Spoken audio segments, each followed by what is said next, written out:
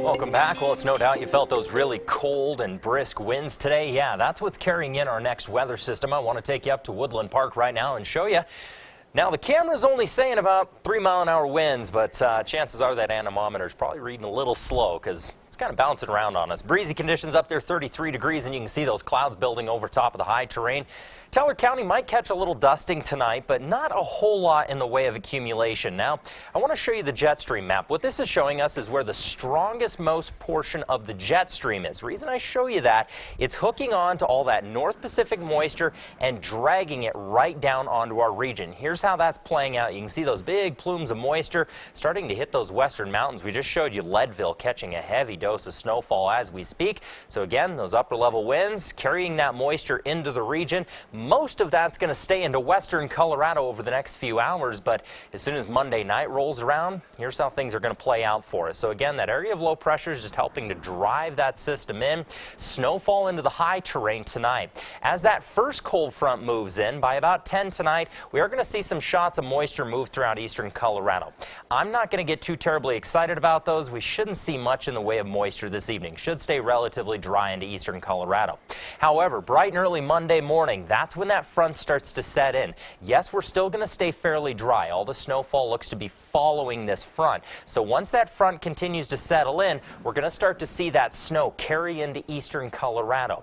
Then we have another front knocking at our doorstep. That's going to move in Monday night, just allowing for those chilly temperatures to drop even further tomorrow. And we're going to likely see the most snowfall late Monday evening. So that is going to lead right along that cold front. You can kind of see those patches of snow right there moving across the high terrain. So as for accumulation, here's how things are shaping up. Most of it is going to stay into western Colorado. We're not going to see much of anything throughout eastern Colorado. Into the Monument Hill region, trace to 1 inch or so is all. So not a lot of accumulation.